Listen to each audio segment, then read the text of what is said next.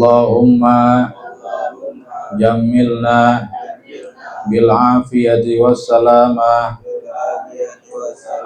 wa haqiqna bit taqwa wal istiqamah wa ahizna min mujibatin nadamah ya rabbal alamin. Oke, halaman 9. Masih halaman 9 ya. 6 baris dari atas ya. 6 baris dari atas yang kereng tuh, maka yang baru yang kita buka halaman 9, 6 baris dari bawah, dari atas, dari bawah yang kereng tuh, yang maka. Yang baru yang kita halaman 9, 6 baris dari bawah maka. Udah ketemu? Dah. Bismillahirrahmanirrahim. Maka terbagilah 50 akaid, 50 akidah ya. Akidah itu keyakinan, kepercayaan kita. Tentunya ini digabung antara akidah kita kepada Allah dan kepada Rasulullah, kepada nabinya. Ini kita masih mempelajari tentang akidah kepada Allah nanti belakangan ya. Akidah kepada nabinya, itu kepada Nabi kita Muhammad Sallallahu Alaihi Wasallam. Lagi-lagi saya ingetin lagi, ngebosan-bosan, bahwasanya Allah itu punya sifat wajib sebanyak 20 dan punya sifat mustahil sebanyak 20, jumlahnya 40. Punya sifat jaiz 1, jadi 41 ya. Kenapa disebut 50? Itu digabung dengan akidah kepada nabinya, kepada Rasulullah. Nabi punya sifat wajib 4, punya sifat mustahil 4, 8, punya sifat jaiz 1, 9. 41 tambah 9 berapa? 50, maka disebut 50 ya. Jadi digabung ya, dihimpun antara sifat akidah kepada Allah dan akidah kepada nabinya atau kepada utusannya. Jadi terbagilah 50 aqaid akidah ini dengan 2 bagian. Bermula 28 aqaid lazim masuknya pada istighnaihi ta'ala an kulli ma siwahu. Jadi maksudnya adalah 28 aqaid ini masuk kepada apa? Istighna'uhu ta'ala an kulli ma siwahu. Allah itu kayanya Allah, cukupnya Allah itu dari tiap-tiap apa selain dirinya sendiri. Jadi Allah itu nggak pernah dan mustahil, nggak bakal terjadi Allah itu butuh kepada makhluknya.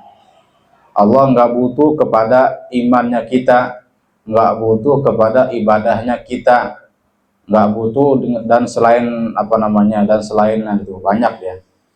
Jadi ibadah kita Allah nggak butuh, ketakwaan kita Allah nggak butuh, tapi kita yang butuh begitu. Karena kenapa? Kita makhluknya. Seandainya manusia di muka bumi ini nggak ada yang iman kepada Allah, Allah mah tetap sebagai Tuhan. Bukan berarti nggak ada umat Islam di muka bumi ini, Allah berarti jadi Tuhan lah, kayak pegawai. Allah kayak pegawai kalau begitu. Ya ada berhentinya, ada resign-nya, ada dipecatnya. Seolah-olah kalau kita misalkan Allah nggak menciptakan umat Muslim atau orang yang beriman kepada Allah dan Allah luntur sebagai Tuhan, seakan-akan ada yang mecat. Oh, coba ada yang mecat Allah, kan kurang ajar banget tuh.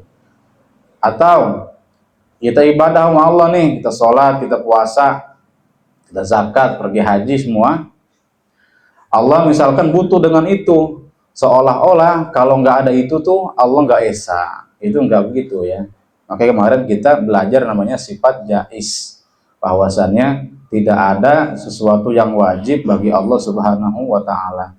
Semuanya hanya bersifat boleh saja, sampai batasan boleh. Allah mengerjain, Allah ninggalin. Dan ini nggak wajib memberikan atau berbuat berkehendak yang mewajibkan zatnya.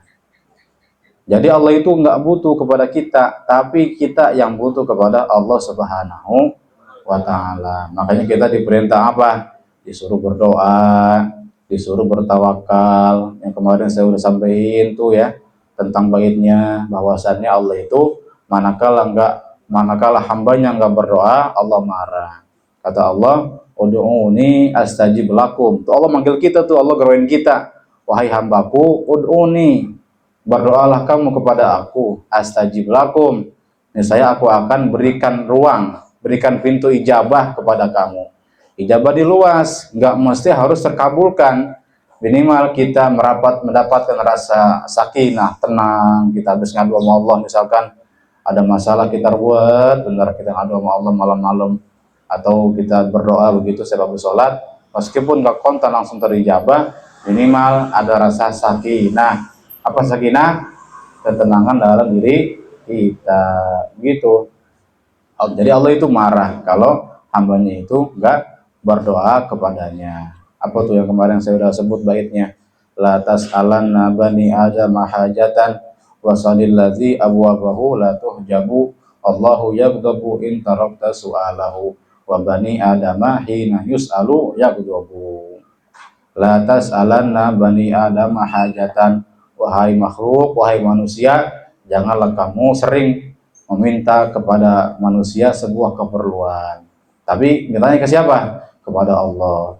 Wasalil ladzi abwabahu la tuhjabu, tapi mintalah kamu kepada zat yang pintu ijabahnya nggak pernah tertutup. Pintu welcome ya, welcome. Pintu welcome-nya, pintu open-nya nggak pernah tertutup kepada makhluknya, kepada ciptaannya. Allahu yaghdabu in tarakta su'alahu, Allah bakal marah kepada hambanya kalau nggak berdoa kepadanya. Tapi sebaliknya, wa bani adama hina yus'alu yaghdabu, kalau manusia sering dimintain, ampok banget urusannya, lu mulu yang minta, sampai bosan gue minta ngeladeninnya, gitu kan. Kita manusia begitu, ada batasnya kita mah, nggak unlimited gitu. Jadi wa bani adama hina yus'alu yaghdabu, manusia kalau sering dimintain dia bakalan marah. Tapi kalau Allah, kita nggak minta, kita nggak doa, Allah marah. Kita sombong banget sih gitu, sombong banget sih itu. Makanya nanti ada hadis Nabi pernah ngomong begini, kenapa orang-orang yang soleh ya, orang-orang yang rajin ibadah, orang benar dah, kenapa dia mendapatkan cobaannya itu lebih lebih banyak ketimbang orang-orang yang kagak ibadah. Ya udah sering ibadah, diuji penyakit, diuji kehidupan, finansial, semuanya diuji. Kenapa tuh begitu? Karena dekat. Ya, karena kenapa? Allah itu pengen senantiasa mendengar suara rintihannya. Innallaha idza ahabba abdan ibtalahu. Allah itu kalau cinta kepada hamba, diuji itu hamba. Sekarang saya mau tanya, sekarang kan teman-teman ini sekarang lagi pada libur nih kan, libur naik kelas. Ya, kemarin habis ulangan. Kalau misalkan ya habis ulangan, ada misalkan ada ulangan. Kenapa ada ulangan?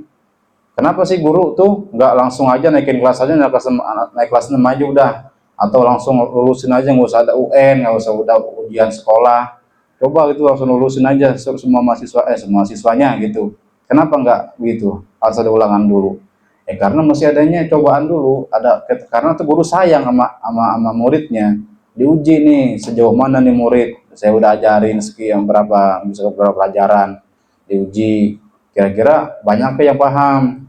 Ntar dari nilai ketahuan, oh si fulan, si A nih belum paham nih pelajaran ini, berarti besok dia harus gendut lagi, gitu diuji. Jadi ulangan kita tuh, kita sekolah tuh ada ulangan tuh tanda guru cinta sama kita. Coba kalau kita nggak dikasih ulangan sama guru, nggak ada ulangannya, berarti gurunya aja sembrono, bukan sembrono apa, nggak ada pedulinya sama kita. Gara-gara ada ulangan lah dia peduli sama kita. Begitupun Tuhan, begitupun Allah Subhanahu wa Ta'ala. Jadi dia mencoba memberikan cobaan kepada para hamba-hambanya yang dekat. Karena apa? Karena agar senantiasa itu hamba Allah senantiasa mendengarkan suara rintihannya. Begitu. Jadi nggak bakalan terjadi atau mustahil adanya Allah itu butuh kepada hambanya, nggak pernah, ya nggak akan terjadi. Tapi kitalah yang butuh kepada Allah Subhanahu wa taala. Itu namanya maknanya istighnahu ta'ala an kulli ma siwahu. Bahwasannya cukup atau kaya Allah Subhanahu wa taala dari tiap-tiap selain dirinya. Siapa sih makhluk yang paling kaya di muka bumi ini yang Allah berikan dalam Al-Qur'an? Siapa? Si Qarun. Ya, Qarun itu adalah dalam cerita peradaban manusia, sejarah manusia adalah termasuk orang yang paling kaya.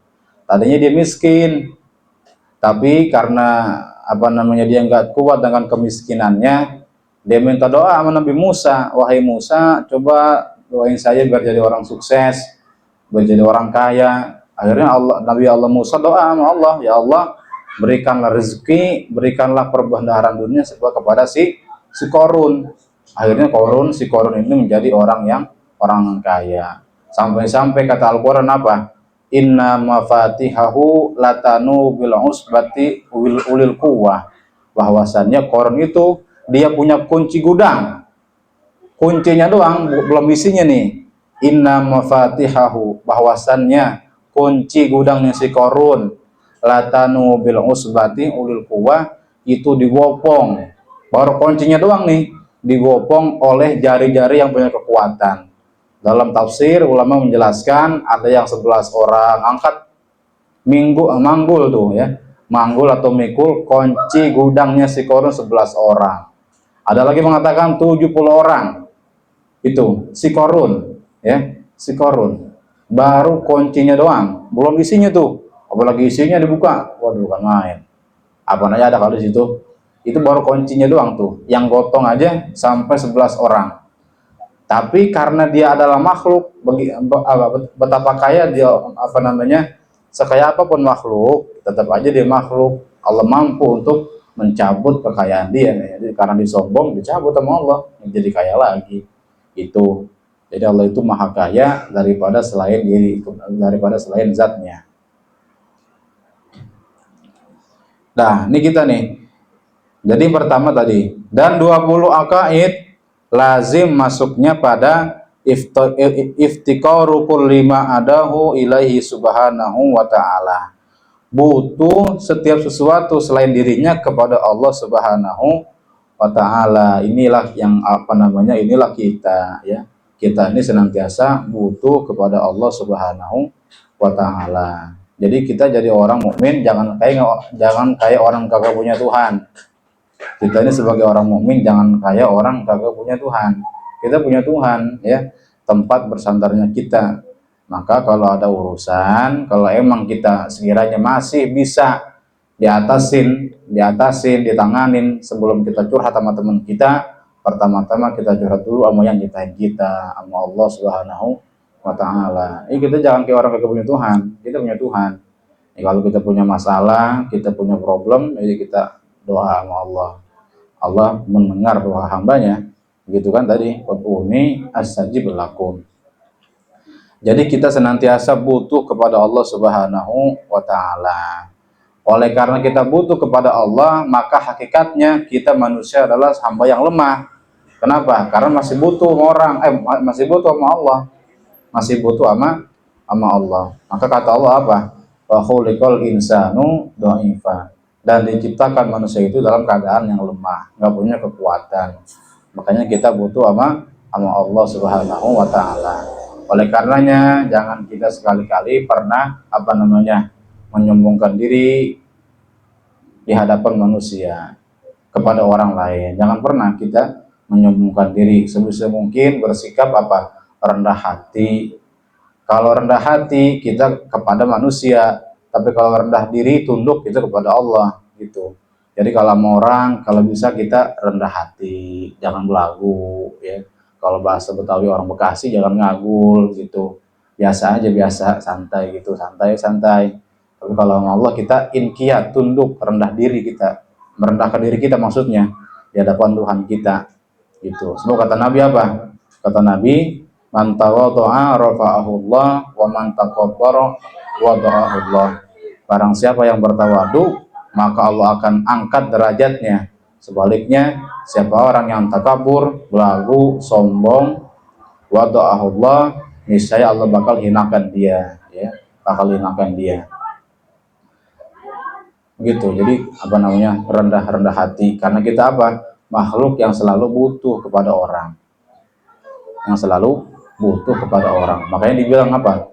Dibilang makhluk sosial. Ya karena kita bersosial, artinya itu saling membutuhkan antara yang satu dengan yang lainnya. Apalagi kepada Allah Subhanahu, terlebih-lebih kepada Allah Subhanahu wa taala. Itu maksudnya adalah iftikaru kulli ma adahu ilaihi subhanahu wa taala. Butuhnya tiap-tiap sesuatu kepada butuhnya tiap-tiap sesuatu selain Allah kepada Allah Subhanahu wa taala. Jadi jangan belagu, jangan sombong, jangan ngagul. Ngagul itu bahasa orang Bekasi ya.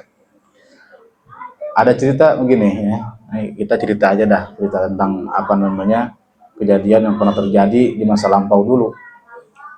Kalau tadi saya ceritain tentang Korun, bahwasannya dia adalah termasuk dalam sejarah manusia orang yang paling kaya. Ada lagi yang ini memang yang udah terkenal nih ya, yang saya kita dengar adalah cerita orang yang paling sombong sepanjang sejarah manusia, namanya Fir'aun, ya, Fir'aun, seorang raja dari Mesir. Firaun itu dalam apa namanya itu, dalam tingkatan dia kesombongan dia adalah dia mengaku sebagai Tuhan. Itu kan berarti udah puncak kesombongan dia tuh. Kata Firaun, ana rabbukumul a'la, aku adalah Tuhanmu yang maha tinggi, gitu ya. Jadi dia merasa dirinya paling tinggi atau udah merasa paling sombong dan belanggu. Sedangkan sebelum Firaun ada lagi makhluk yang sombong juga, namanya iblis. Tatkala Allah menciptakan Nabi Adam, disuruh sujud sama Allah, wahai iblis, hendaklah kamu sujud kepada Adam nih. Kata iblis, dia mah anak kemarin sore, ngapain gue sujud sama dia? Itu anak kemarin sore. Udah gitu dia dari tanah, gue dari api, muliaan gua. Itu iblis. Jadi sebelum adanya Firaun itu udah ada duluan tuh embrionya, engkong itu udah duluan tuh, namanya iblis. Satu ketika ya dikisahkan nih sama Syekh Nawawi dalam kitab Fathul Majid. Jadi iblis gedek juga nih Firaun nih. Dalam hati iblis, ini ngapa sih ada makhluk makin ngikutin gue lagi caranya, makin ada ngelahirin lagi regenerasinya belagunya kayak gue gitu tuh. Jadi orang sombong gedek sama orang sombong. Nah itu kejadian. Jadi kadang-kadang begitu. Orang yang sombong gedek sama orang sombong, orang belagu gedek sama orang belagu juga. Tapi dia ogah digedekin, padahal dia belagu. Gitu nih kayak iblis nih kisahnya. Jadi iblis dia belagu, orang sombong gitu, makhluk yang sombong. Ada Firaun yang sombong digeduk juga tuh si makhluk itu, si siapa? Firaun itu.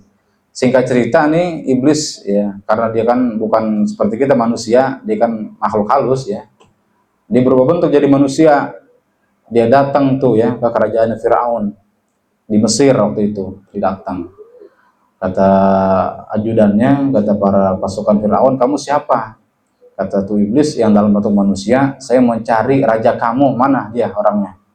Oh nggak bisa, yang mau ketemu Firaun orang-orang penting doang, kamu itu orang yang tidak dikenal. Udah kamu ketemu, pokoknya nggak mau tahu gitu, dari kata iblis tuh.